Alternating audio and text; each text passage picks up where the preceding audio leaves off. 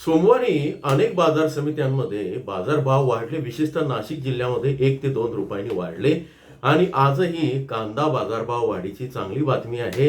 आज मंगळवारी नाशिकच्या अनेक बाजार समित्यांमध्ये भाव वाढलेले आहेत. लासलगावला 1 ते 2 रुपयांनी पुन्हा वाढले. म्हणजे कालची आणि आजची वाढ मिळून हे बाजारभाव आता 2 ते 3 रुपये किंवा 4 रुपये वाढलेले आहेत. दक्षिणेकडनं एक चांगली बातमी येते या सगळ्यामध्ये आणि ती म्हणजे की दक्षिणेकडच्या अनेक बाजार समिती आहेत तिथे पण आज चांगले भाव वाढलेले आहेत. चेन्नईमध्ये नाशिकचा किंवा महाराष्ट्राचा जो कांदा आहे तो 14 ते 16 रुपये आणि 17 रुपयापर्यंत गेलेला आहे. बंगळुरूचा कांदा जो नवीन कांदा बंगळुरू मार्केटमध्ये येणार आहे त्याची पण चर्चा आहे, पण तो सध्या तरी तुमच्या बाजारभाव वाढीला त्रास देण्याची शक्यता नाही. याबद्दल काल शेतकरी विचारत होते. एकूणच दक्षिणेच्या कांद्यानं आता परत एकदा महाराष्ट्राच्या कांद्याला हात दिलेला आहे. बाजारभाव वाढते राहणार असल्याचं दिसतंय. चला बघूया दक्षिणेकडे काय परिस्थिती आहे आणि आपल्याकडे बाजारभाव कसे आहेत ते बघूया. नमस्कार, ॲग्रो शिवारमध्ये आपल्या सर्वांचं स्वागत आहे. आज आहे मंगळवार आणि तारीख आहे 11 ऑगस्ट 2026. जसं आपण रविवारीच सांगितलं होतं, पण त्याची फार अशी जाहिरात केली नाही की आमचा अंदाज खरा ठरला म्हणून, पण ते कालपासून खरं ठरतं आहे. अनेकांना त्याचा अनुभव येतो आहे आणि काही बाजारामध्ये आपण लिहिलेलं आहे की 200 300 नव्हे तर 400-500 रुपये वाढू शकतात. त्यामुळे हा जो सीझन आहे, हा आठवडा हा अतिशय चांगला जाणार आहे कांद्याच्यासाठी. असं का होतंय याचे 2-3 कारणं आहेत. ॲव्हरेज बिलो ॲव्हरेज कांदा जो आहे तो देशावर जेव्हा जातो तेव्हा वाहतुकीमुळे तो खराब होतोय. त्यामुळे तिथे मालाचा पुरवठा कमी येतोय. चांगल्या प्रतीचा माल अजूनही शेतकऱ्यांकडे आहे. तो जेव्हा बाजारात येईल, तो जेव्हा बाजारात येऊन त्याचे भाव वाढतील तेव्हा कदाचित तिथं त्यांना जो काही पुरवठा अपेक्षित माल आहे तो लागेल. पण सध्या तरी या गोष्टी आहेत. मालाची कमतरता पडते आहे, मागणी वाढत आहे. श्रावणाबद्दल मी काल सांगितलेलं आहे उत्तरेच्या. आता विषय दक्षिणेकडचा आहे. तामिळनाडूमध्ये मी टॉप 10 बाजार समित्या अशा काढल्या आहेत की जिथे बाजारभाव सरासरी 35 रुपयाची ओलांडलेली आहे सरासरी.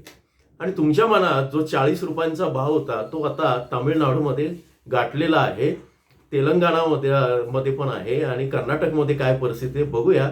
आणि मग मी तुम्हाला कर्नाटक आणि आंध्राच्या नवीन कांद्याबद्दल अतिशय महत्त्वाची माहिती आपल्याकडे आली ती पण सांगणार.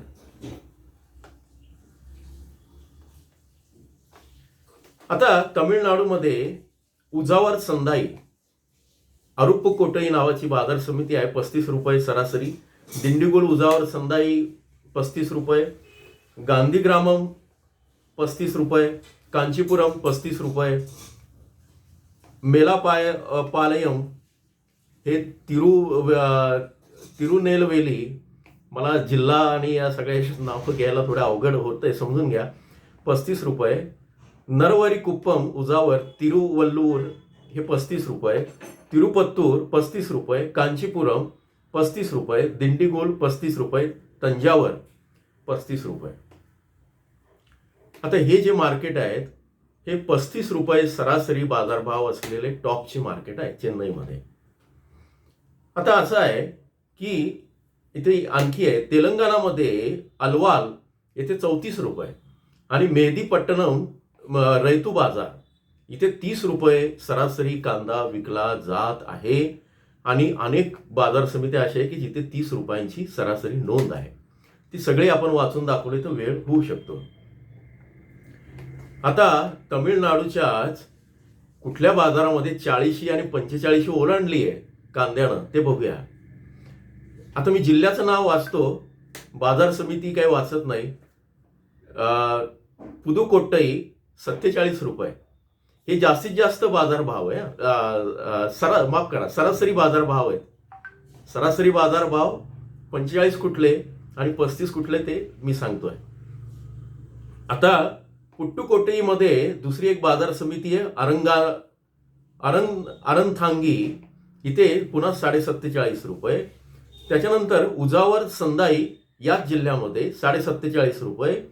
करंबाकुडी उजावर संदाई इथे 47.5 रुपये. कोविलपट्टी उजावर संदाई 47.5 रुपये. त्याच्यानंतर मायलाडी कन्याकुमारी, त्याच्यानंतर पुरत वडासेरी कन्याकुमारी, पुदुकोट्टई, या सगळ्या बाजार समित्यांमध्ये 47+ आहे. आणि रामनाथपुरम जिल्ह्यामध्ये रामनाथपुरम जी बाजार समिती आहे, बहुतेक उजावर संदाई हे बहुतेक त्यांचं कृषी बाजार समिती असं नाव असलं पाहिजे, तर त्याचं मी मराठीमध्ये सांगताना या सगळ्या गोष्टी करून घेतल्या आहेत. थोडंसं तमिळ किंवा असं बोलल्यासारखं वाटेल. 46 रुपये 50 पैसे भाव आहे. थोडक्यात 40 ओलांडलेली आहे आणि आपल्या मालाला जे आहे ते डिमांड येऊ शकतं. अर्थात काही जो माल आहे तो तिथला रेड रोज किंवा जो तिखट कांदा समजतात सांबारसाठी त्याचे पण आहे, त्यामुळे ते सगळे एकत्र करून सांगितलेले आहेत. आता कर्नाटक, तामिळनाडू आणि तेलंगणा यांची तुलना केली तर 40 किलोचा प्रति किलो 40 रुपयांचा टप्पा ओलांडणारे सगळे जे टॉप 10 बाजार तामिळनाडूमध्ये आहेत. आणि 30 ते 35 रुपयामध्ये सुद्धा तामिळनाडूमध्येच मोठ्या संख्येने हे बाजार समिती आहे. कर्नाटक आणि तेलंगणामध्ये या पातळीवर बाजारभाव असलेले जे आहेत ते कमी आहे, पण ते 30 रुपयापर्यंत पोहोचलेले आहेत सरासरीच्या पर्यंत. एकूणच काय, या सगळ्या जिल्ह्यांमध्ये कांद्यानं थोडासा नव्हे तर चांगलाच दिलासा दिलाय. आता महत्वाचा आहे बंगळूरचा कांदा किंवा कर्नाटकचा नवीन कांदा. असं सांगितलं जात आहे की मी मागे या विषयावर एक भाग केलेला आहे, कुर्नूलचा कांदा आणि कर्नाटकचा कांदा, म्हणजे आंध्र आणि कर्नाटक. तरी पण आता मी काल आपल्या व्हॉट्सअप ग्रुपला कर्नाटकमधनं किती कांदा येतो आहे, साधारण 200 बॅग येत आहेत बंगळुरू मार्केटमध्ये, याची माहिती टाकली आहे. आता तुम्हाला व्हॉट्सअपला आपण सकाळपासून संध्याकाळपर्यंत आपण वेगवेगळ्या बाजार समित्या, म्हणजे केवळ नाशिकच नव्हे, अहिल्यानगरच नव्हे, तर देशाच्या सगळ्याच बाजार समित्या ज्या महत्वाच्या आहेत त्याचे बाजारभाव, आवक आणि काही महत्वाच्या नोंदी असतात. अचानक काही घडामोडी घडतात, तर त्यावेळेस व्हिडिओ करून अपलोड करून त्याच्यात वेळ जातो आणि 2-2 तासाने एक व्हिडिओ करून लाईक मिळवण्यासाठी आपण काही व्हिडिओ करत नाही. हा सगळा भाग असल्यानं तुम्ही तातडीनं व्हॉट्सअप चॅनल आहे, पहिल्या लिंकमध्ये जिथं पिन करून ठेवलेली कमेंट आहे तिथं तो फॉलो करा. अनेक शेतकऱ्यांनी, म्हणजे 60-70 हजार शेतकऱ्यांनी तो फॉलो केलेला आहे.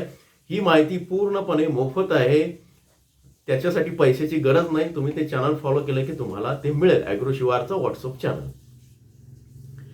बंगळुरूचा कांदा ऑगस्टच्या एंडला किंवा सप्टेंबरच्या पहिल्या आठवड्यामध्ये, माफ करा, कर्नाटकचा कांदा येऊ शकतो. आज बंगळुरूची आवक 30 ते 32 हजार इतकी घटलेली आहे. 32 हजार, माफ करा.